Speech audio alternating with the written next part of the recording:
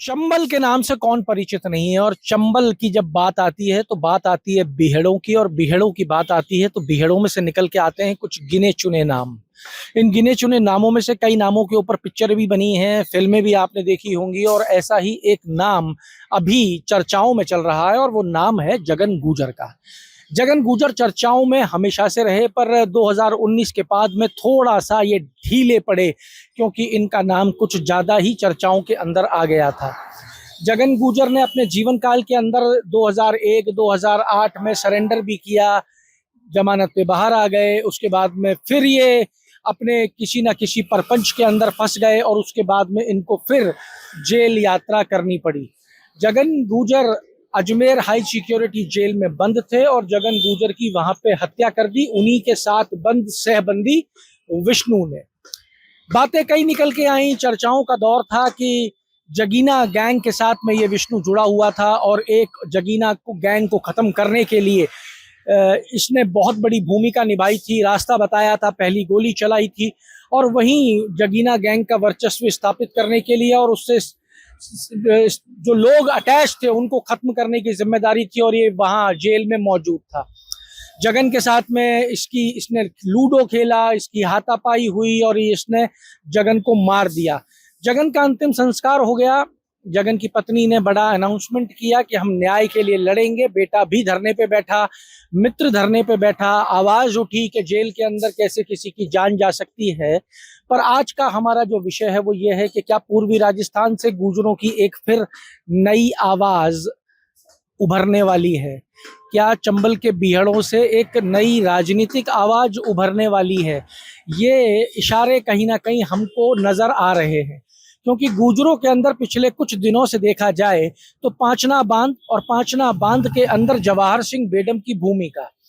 जगन गुजर की मौत के बाद भी एक दिन चला केवल धरना अजमेर को हाई सिक्योरिटी जेल के बाहर, और उसके बाद में जब अंतिम संस्कार किया गया जगन की पैतृक जगह पे ले जाके, तो वहां पे भी गुर्जरों का जो ये धरना और पड़ाव था वो ज्यादा दिन नहीं खिंच पाया। इसके अंदर कहीं ना कहीं जवाहर सिंह बेडम का मैनेजमेंट बताया जा रहा है। पर क्या पूर्वी राजस्थान से कोई बड़ी राजनीतिक आवाज गुर्जरों के अंदर से उठ सकती है क्या? इस पर बात करने के लिए आज मेरे साथ है मेरे सहयोगी सौरभ भट्ट। भट्ट साहब, जगन गुजर वो अपराध के क्षेत्र में सही पर एक नाम बड़ा बनाया, कई बार सरेंडर किया, कई बार जेल भी गए, अब मृत्यु हो चुकी है, हत्या हो गई है, परिवार जो क्या न्याय मांग रहा है, पत्नी एक बार चुनाव लड़ चुकी है। क्या इस पूरे धरने प्रदर्शन आंदोलनों से, और इतनी जल्दी धरने प्रदर्शन आंदोलन खत्म भी हो गए, तो क्या कोई नई राजनीतिक आवाज गुर्जरों की बीहड़ से उठती हुई नजर आ रही है? बिल्कुल जी, आपने जो ये आपका कह सकते हैं कि इस तरीके का जो अनुमान है, ये कहीं ना कहीं महसूस हो रहा है कि धौलपुर में एक पॉलिटिकल स्पेस जो था उसको भरने का काम जो है वो किया जा रहा है। जो जगन की पत्नी ममता गुजर हैं, ये पहले जगन के कहने पर चुनाव लड़ चुकी है। और आपको याद हो तो इससे पहले धौलपुर में बीएल कुशवाहा जो हत्या के आरोप में जेल गए थे विधायक, उनकी पत्नी शोभा रानी कुशवाहा भी इसी तरीके से वो उनको आगे किया गया था। और कुशवाहों का वहाँ पर बड़ा वर्चस्व माना जाता है धौलपुर के अंदर। इसी तरीके से धौलपुर में गुर्जर भी जो है वो बड़ी संख्या के अंदर है। तो कहीं ना कहीं इसका एक आप कह सकते हैं कि पॉलिटिकल माइलेज भी मिल सकता है। बिल्कुल। किस तरीके से देखें इसको? जगन गुजर के टाइम पे भी चुनाव लड़ा ममता ने, 1500 वोट हाथ आए, जगन का नाम बहुत बड़ा था। ये डर था कि लोगों को, ये डर भय के चक्कर में वोट नहीं मिला कि कल को इसको जिता भी दिया तो और मुसीबत बन जाएगा।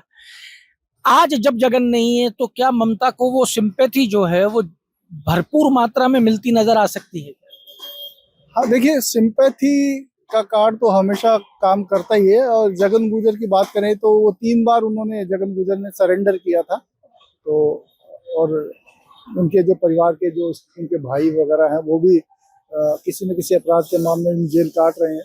तो एक आप कह सकते हैं कि इलाके में जगन गुजर का एक खौफ तो जरूर था। तो कहीं ना कहीं लोगों को ये लगता है कि अगर ऐसा व्यक्ति कोई मजबूत होता है तो उनके लिए दिक्कत पैदा हो सकती है। लेकिन अब जब जगन गुजर नहीं और उनकी पत्नी जो है वो एक तरीके से विक्टिम हो गई हैं कि उनके पति की हत्या कर दी गई है, तो कहीं न कहीं एक मंशा हो सकती है कि भाई ये पॉलिटिकल इसका कोई इसका असर नजर आए।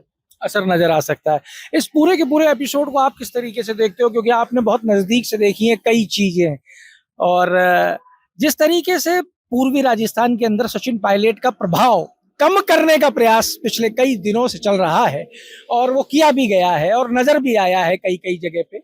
वहां पे अगर मैं बात करूं जगन गुजर वाले एपिसोड की, तो अजमेर के बाहर से धरना फट खत्म हो जाता है। मार्शल कम्युनिटी है, लग रहा था कि ये लंबा खींचेंगे इसको, मूड उनका वैसा लग रहा था। जहां दाह संस्कार हुआ वहां पे भी इतना कुछ ज्यादा उम्मीदें नहीं थी कि भाई बहुत माहौल भी बिगड़ सकता है, पर नहीं बिगड़ा। इसके अंदर जो नंबर है वो कौन बनाता नजर आ रहा है? क्या जवाहर सिंह बेडम गुजरों के अंदर एक मजबूत नाम बन के उभर रहे हैं क्या? देखिए, आप जो कह रहे हैं कहीं ना कहीं ये भी हो सकता है, इसमें एक वजह हो सकती है कि सचिन पायलट के काउंटर में बीजेपी के पास कौन बड़ा चेहरा है। अब था ही नहीं कोई चेहरा, तो वो एक बेडम अब कितना स्पेस भर पाएंगे सचिन पायलट के मुकाबले में, कितना बड़ा चेहरा बन पाएंगे, तो देखने वाली बात होगी। लेकिन ये कोशिश तो कहीं ना कहीं की जा रही है कि गुजरों को जो कांग्रेस के जो एक धड़ा है, मतलब सचिन पायलट का धड़ा है, वहां से छिटका के गुजरों को बीजेपी की तरफ लाया जाए, उसके लिए एक फेस दिया जाए। तो एक कोशिश कर रहे हैं कि वो जो जवाहर सिंह बेडम है उनको एक एस्टेब्लिश करने की कोशिश है गुजरों के अंदर। नहीं भाई साहब, चर्चा ये भी चली पांचना बांध के अंदर, हालांकि हम जगन गुजर के मुद्दे से दाएं बाएं जा रहे हैं, उस पर भी लौटेंगे, लेकिन चर्चाएं ये चली पांचना बांध के मुद्दे के ऊपर कि पायलट आसानी से उपलब्ध नहीं है, बेडम है। पायलट को बुलाए तो पायलट नहीं पहुंच सकते, बेडम आते हैं। बेडम जितनी बार गुजरों के गांव में और गुजरों की छोटी छोटी जगहों पे और मंदिरों में मुख्यमंत्री को ले जाने में कामयाब हुए, वो पायलट नहीं कर पाए। ये कहीं ना कहीं नंबर जो है वो जवाहर बेडम के ज्यादा बनते नजर आए हैं पायलट के मुकाबले गुजरों के अंदर। ये चर्चा मैंने गुजरों के साथ में की, तो मुझे कुछ जानकारियां निकल के आई। देखिए, पायलट के साथ जो गुजरों का समर्थन है उसका होने की एक बड़ी वजह आप ये भी कह सकते हैं कि सचिन पायलट एक कांग्रेस में बड़ा चेहरा थे, और कहीं ना कहीं उनकी उम्मीद थी, उनके जो वोटर थे, उनका जो वोट बैंक था, उसको कहीं ना कहीं उम्मीद थी कि सचिन पायलट जो है वो मुख्यमंत्री बन सकते हैं, और मुख्यमंत्री नहीं भी बने तो कांग्रेस में किसी अहम पद पे जरूर रहेंगे।